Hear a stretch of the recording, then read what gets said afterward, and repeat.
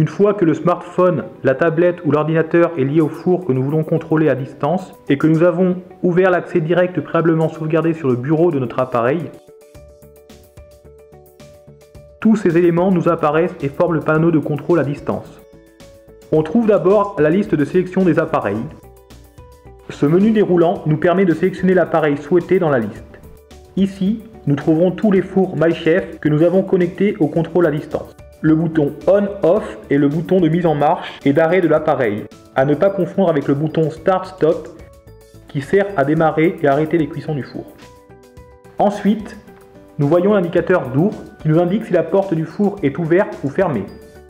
L'indicateur statut indique l'état du four avec 7 états possibles. Online, l'équipement est connecté en attendant de commencer une cuisson ou un nettoyage.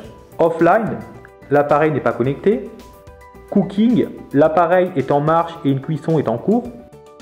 Preheating, l'appareil est connecté et effectue un préchauffage. Adjust, l'appareil est en marche et atteint la température de chauffage. Connecting, tentative de connexion à l'appareil. Error, l'appareil affiche une erreur sur l'écran central. L'icône suivante est un indicateur Wi-Fi qui nous montre en pourcentage quelle est la puissance du signal Wi-Fi. Dans la case suivante, nous trouvons 3 boutons qui nous permettent d'accéder au panneau de contrôle des phases 1, 2 et 3 pour les activer ou les désactiver et modifier les paramètres de température, d'humidité et de temps. La première phase est toujours activée. En revanche, pour activer ou désactiver les phases 2 et 3, il faut cliquer sur ce petit carré.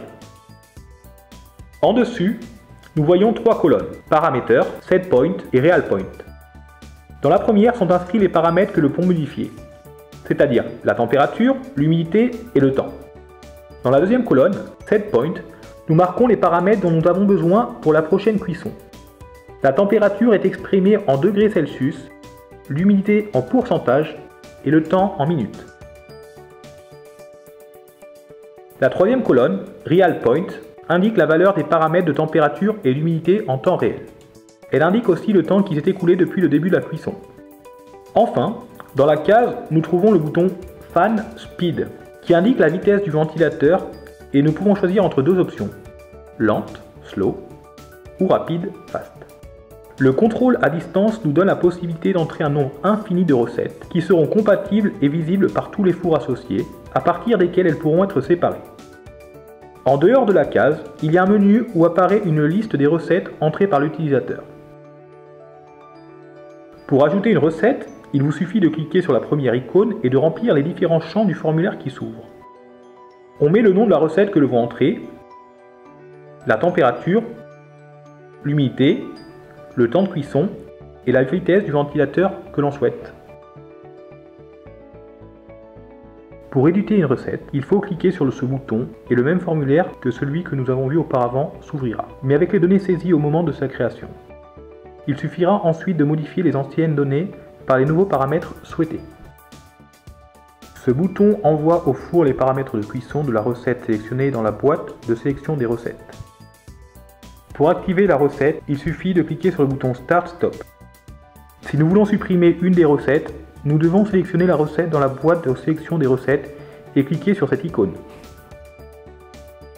Si vous avez des informations sur l'appareil, comme par exemple quel utilisateur est lié au four, les minutes de fonctionnement et les températures de l'électronique, voici le bouton Plus d'informations. Les derniers boutons que l'on peut voir sur le bas du panneau de contrôle des fours, Add device pour ajouter un nouvel appareil, Remove device pour retirer un dispositif de la liste des appareils associés, Log out pour se déconnecter, Delete account pour supprimer le compte.